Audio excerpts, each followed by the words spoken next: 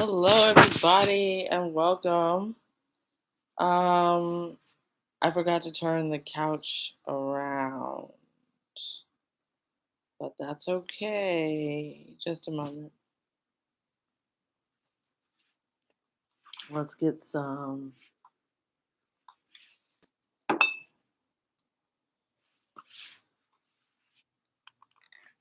ambiance going.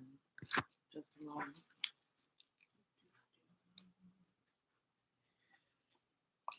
So, I wanted to talk today also about space and time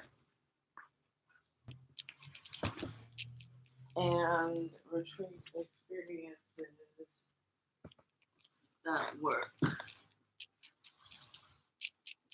Right. So, basically, this will probably be good. Basically, the first experience I had with retreats, like as a teenager, was summer camp. How many of y'all went to summer camp? I went to a camp called Not Back to School Camp. I went to a camp called Not Back to School Camp, and basically, we were all unschooled teenagers, and we taught ourselves at home what we wanted to learn. And the idea for the camp was for us to share our knowledge with our peers and teach each other. So that's what we did. That is definitely one of the core inspirations behind the Radical Care Reclaim retreat, because I'm really hopeful that this will be a gathering of healers, experienced healers, probably most likely at first, and at every level, but sharing our experience in an anti-authoritarian way, like a horizontalidad, where everyone has their own expertise and their own knowledge, and we respect where everybody's coming from, and we also kind of acknowledge that everybody has something to learn. There's always like new ways to do things. um I also have done a 40-day silent retreat in the Himalayas with Open Dharma as a young woman in my 20s, in my early 20s. And um, the best thing, I learned from this that I really want to bring to Radical Care is the idea of accessibility, and that our deepest inner wisdom comes from this like unshakable inner core. And that's just very simple. That's kind of a simple thing. And so the special thing about this meditation retreat is that we were not sitting, but in fact lying down. Everybody brought actually like these mattresses, and we did lying down meditation, which also kind of reminds me of what I'm seeing now with the surge of breath work, and other types of mindfulness and visualizations that you can do just completely lying down. So it's pretty much accessible for anyone. You just have to have a body and your breath. And the idea was that like we can actually access, thinking of it as being lazy, you know, even if we do fall asleep, there's actually deep wisdom in resting, and even getting closer and closer to sleep. And that deep resting can bring out like even deeper wisdom than if we're sitting up and trying to control our bodies or the flow or something like that. This is just complete release. And so that's something that I learned, yeah, in India, and the in like 2010, 2011. Um, I also learned upon coming back. I've also tried this Vipassana. I don't know if you guys have tried that type of silent retreat that's only 10 days long. I'm not a fan. This is the one I will say I learned something where it did not work for me, and I will not be adding, like, I won't be doing anything like this with Radical Care. Reclaim Retreat was that the asceticism. I'm not really here for, like, you know, starving people. No, we don't need to do that. We don't need to necessarily fast. I'm very much a maximalist as an artist. That's how I practice. And I really want this to bring, like, I definitely want to bring like a lot of different healing modalities to reclaim, because there's so much, like forest bathing, hiking, sit spots in nature, meditation. I mentioned yoga. I mentioned sharing our healing modalities with each other. And sure, that actually can create like a lot of intensity in terms of like there's just being so much material, so many different like healing, practices to learn, the time it takes to integrate and process what we experience. So I'm not averse to like intensity. That's definitely part of my maximalism. I definitely think this will be a for experienced healers because it will be so intense. But at the same time, I'm not here for asceticism. That's just not my style. This is like intensity in the sense of abundance, and even including like an abundance of time and space so that we can do things at our own pace so that we don't wind up like running ourselves ragged or depriving ourselves or our bodies or our minds of what we really need. That's not what I'll be here for. I'm sure that wasn't the intention behind the Vipassana retreat, but that was certainly my um, experience. It didn't feel supportive, which which reminded me, which reminds me, why does it say my connection is unstable? Anyway, which reminds me that of my yoga teacher training.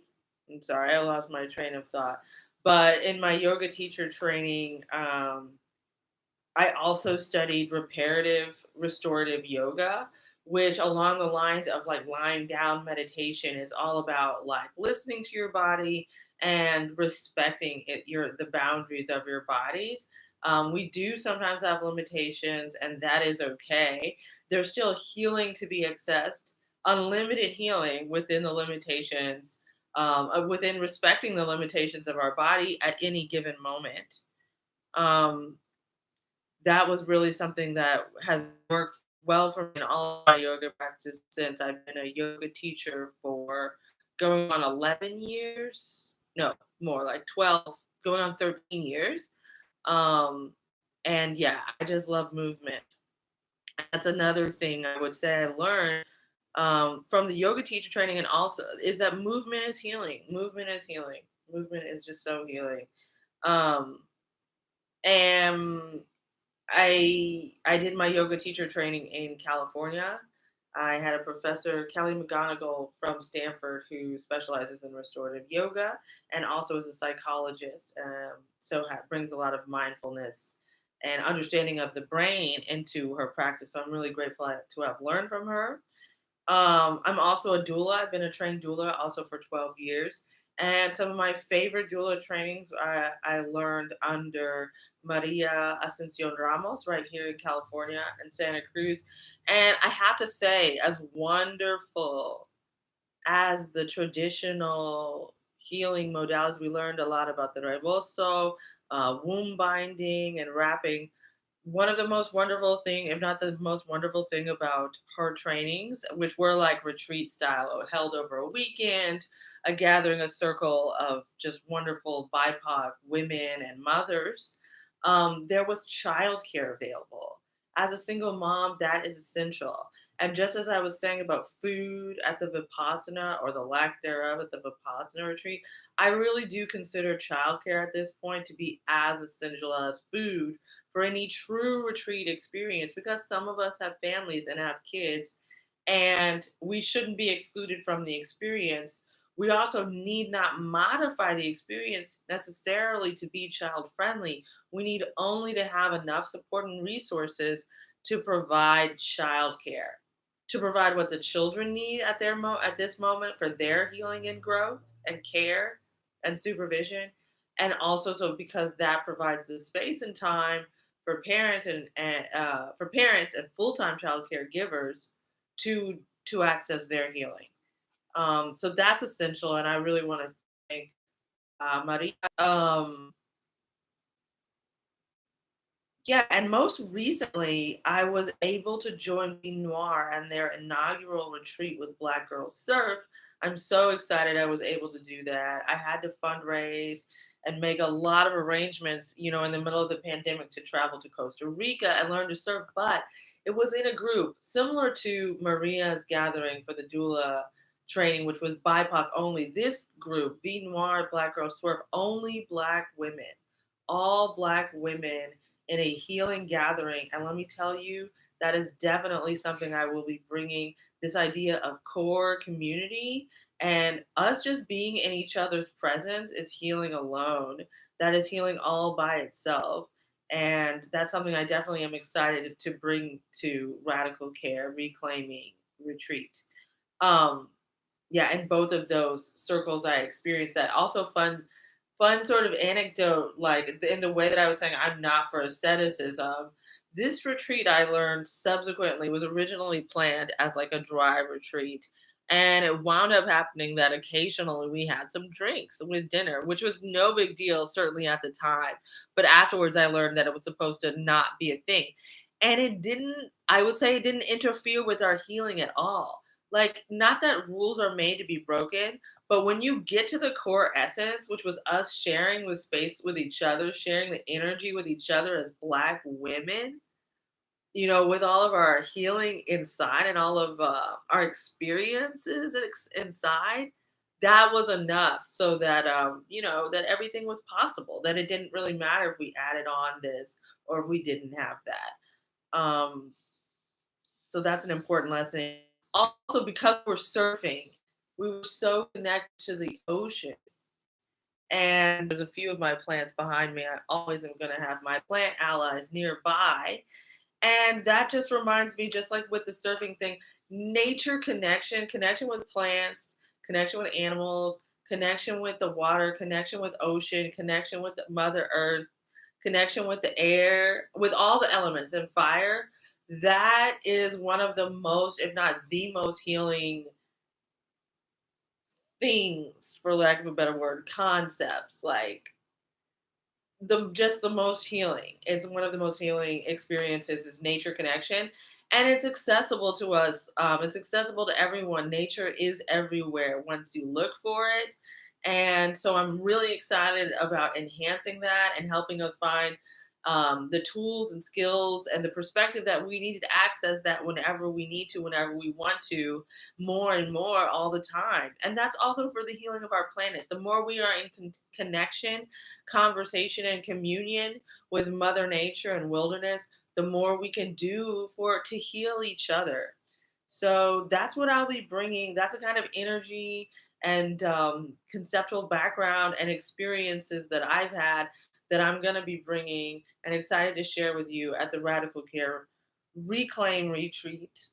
Um, yeah, support is healing. I think I said that. I'm just checking my notes in case I forgot anything. But support, just like with childcare, support, having support, restorative yoga, lying down, whatever we can do to let our bodies and our spirits and our minds calm down, our bodies relax, and our spirits rise up to tell us what we need to know in this moment for going forward, for creating a brighter future.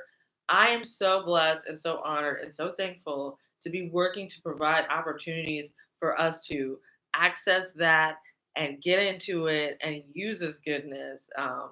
Ashe. Adupwe, thank you for listening, and I hope to see and connect with you very soon. Take radical care.